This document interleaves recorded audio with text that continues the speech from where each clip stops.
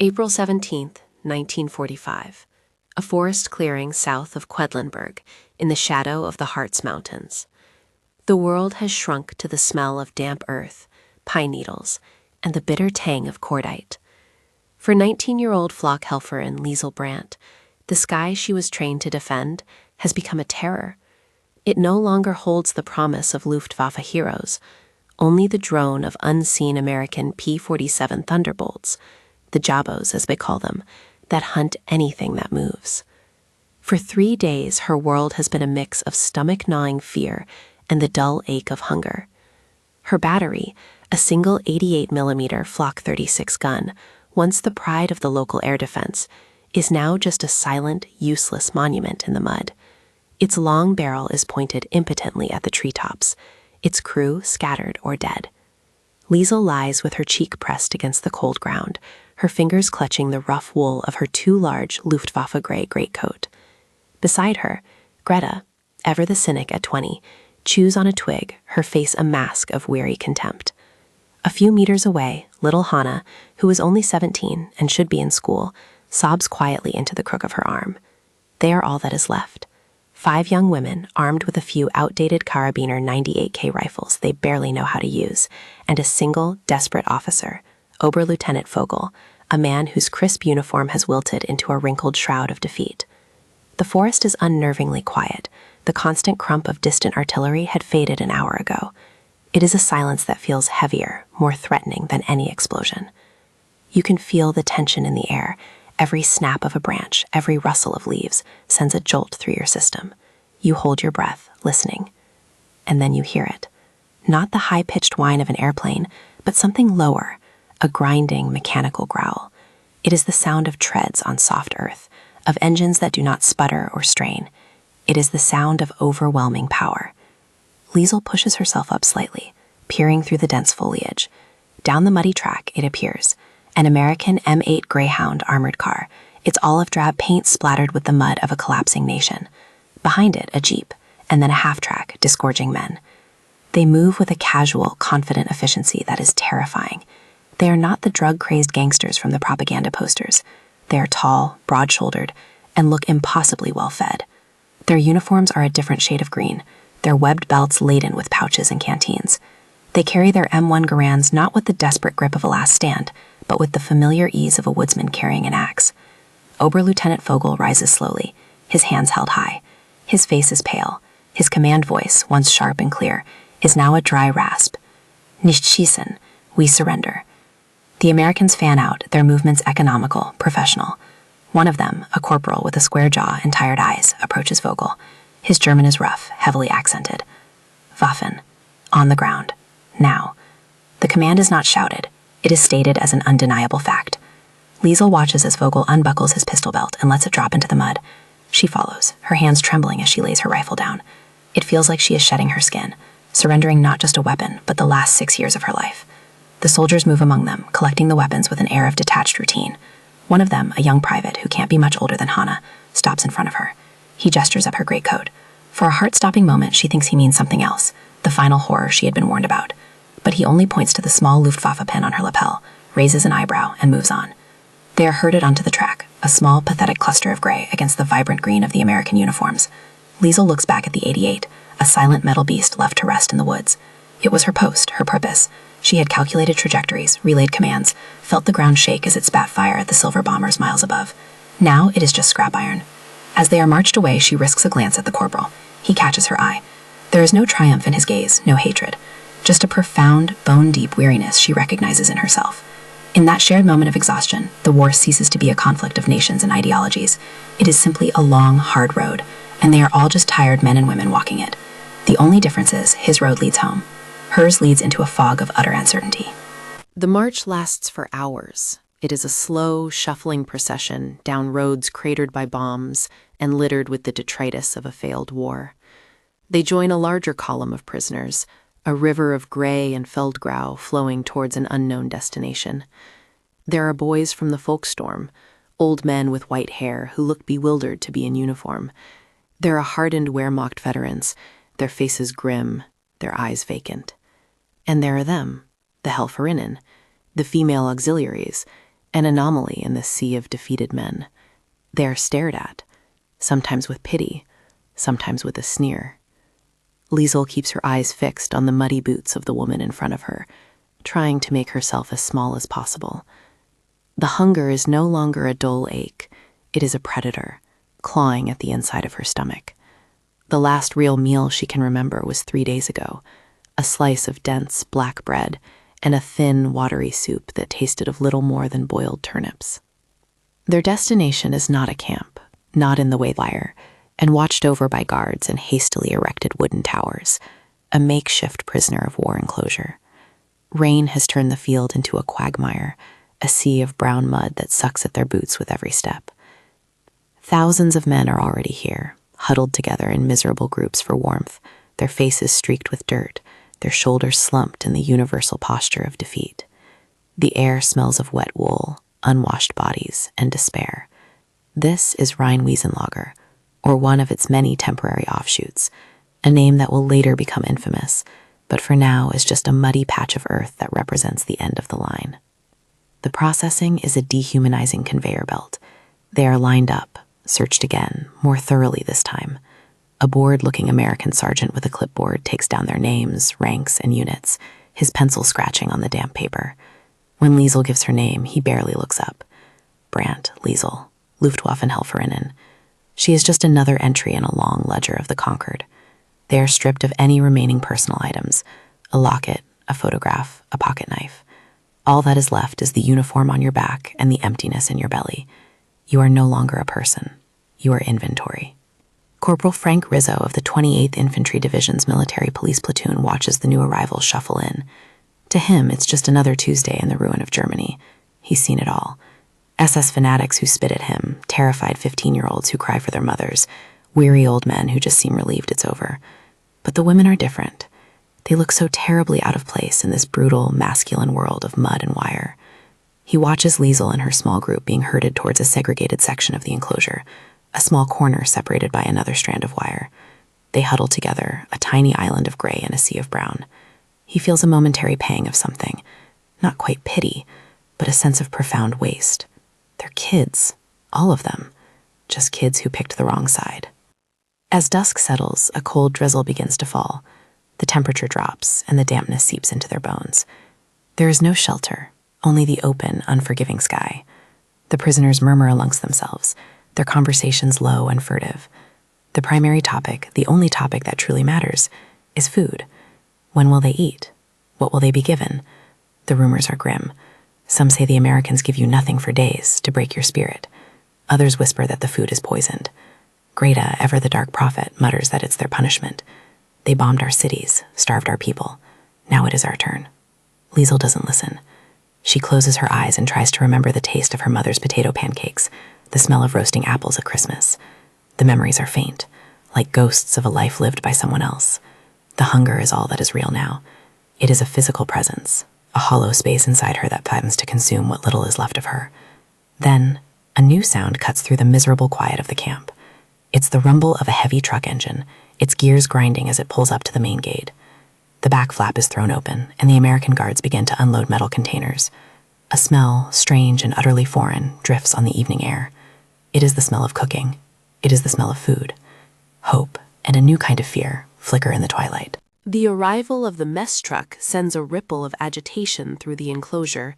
Thousands of pairs of hollow eyes fix on the vehicle as if it were a divine chariot.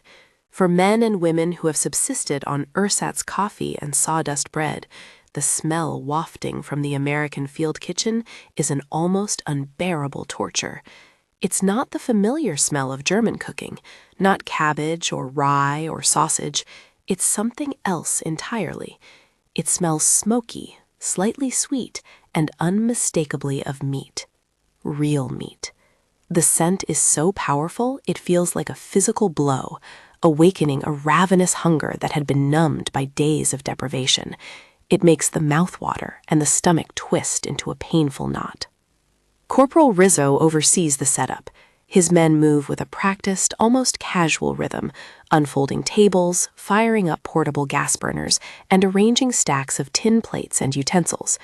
To them, this is just another chore at the end of a long day. The order from battalion headquarters was simple: feed them. We don't need a riot.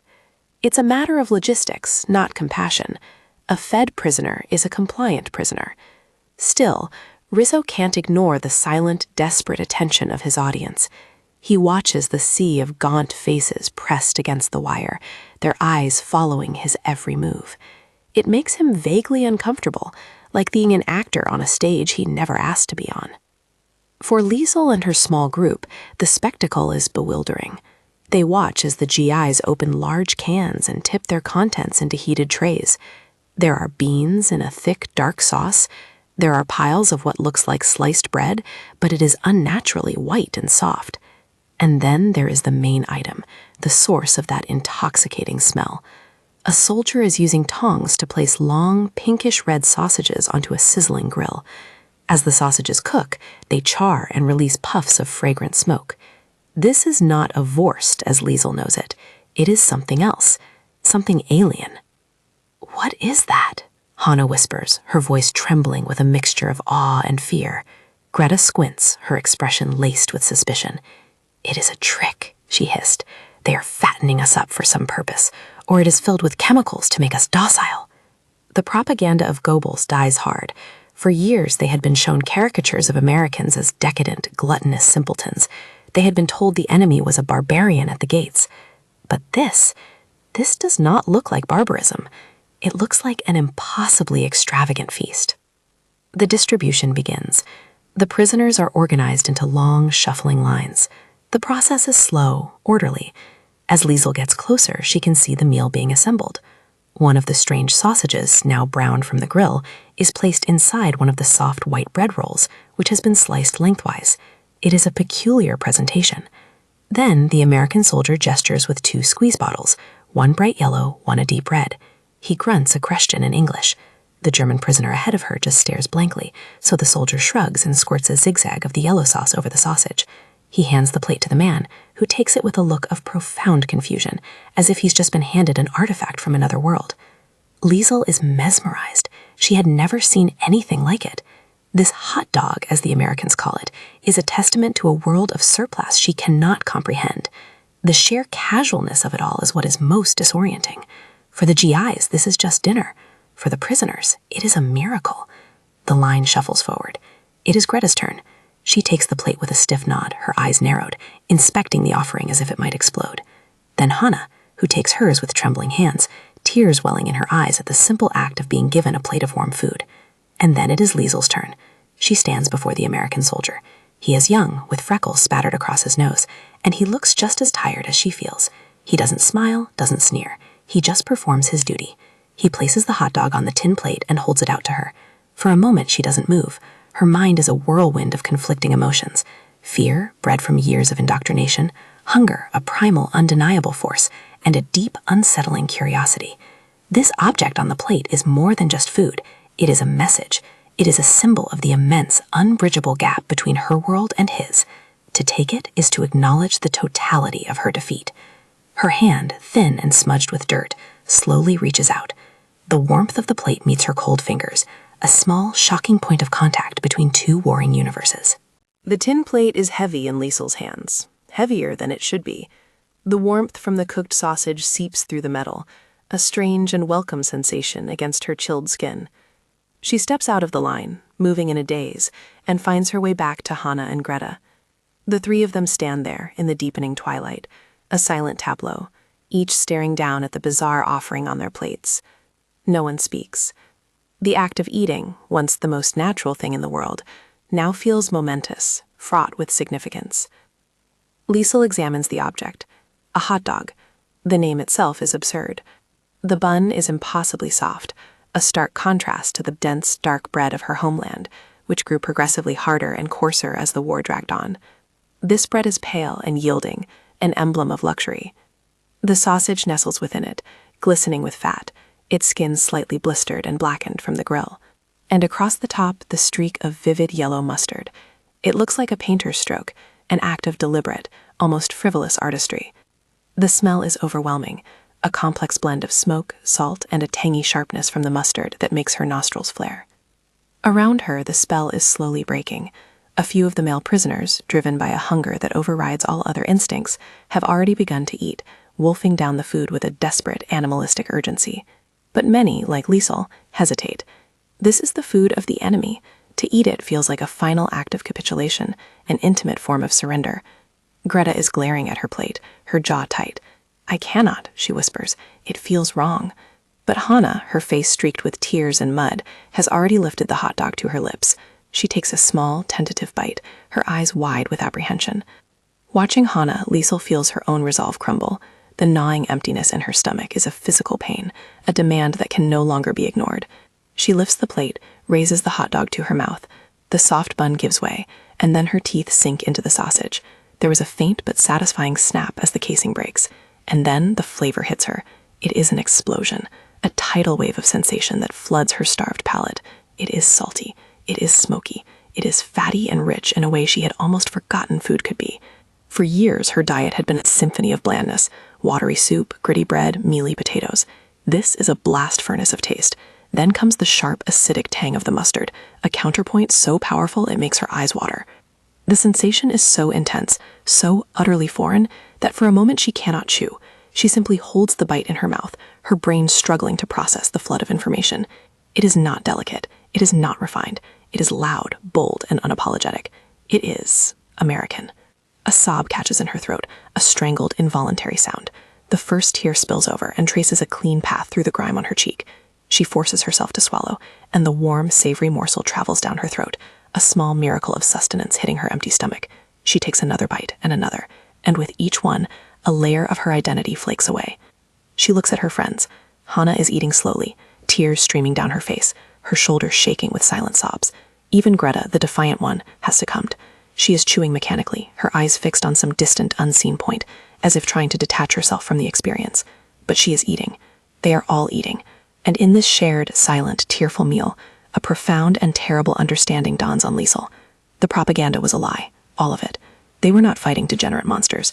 They were fighting a nation that could afford to feed their prisoners of war with food so rich it made them weep. They had been told they were the master race, destined for a 1,000-year Reich, yet they were starving in their own homeland while their conquerors grilled sausages in a muddy field. The war wasn't lost on the battlefield. It was lost here, in this simple, overwhelming, and devastating act of casual abundance. The hot dog is not food. It is a verdict. It is the taste of a world that has crushed hers without even noticing. The hot dog is gone, consumed in a few desperate revolutionary bites. Liesel holds the empty tin plate, staring at the faint smears of grease and yellow mustard left behind. Her stomach, unaccustomed to such richness, feels tight and strangely heavy. But the feeling is more than physical. A profound, hollow ache has settled deep inside her chest, a grief so vast it has no name. The simple act of eating a meal has shattered her world more completely than any bomb ever could. An artillery shell destroys buildings and bodies. This humble offering of bread and meat has annihilated her beliefs. She watches the scene around her as if seeing it for the first time, the quiet, methodical chewing of thousands of defeated soldiers. The low murmur of conversation has died, replaced by an eerie silence punctuated by the occasional sob. Men are sitting in the mud, staring into space, their meal finished, the reality of their situation sinking in.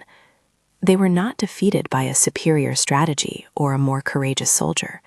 They were defeated by this, by the sheer, inexhaustible weight of American production, a power so immense it could casually dispense such calories to its enemies. This wasn't mercy, she realizes.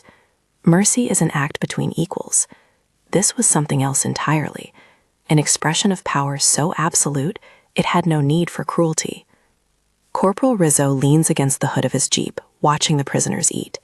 He's seen this reaction before, though never quite so pronounced as with this group of women. He sees Liesel standing motionless, her plate held in her hands like a sacred relic. He sees the tracks of her tears on her dirty face.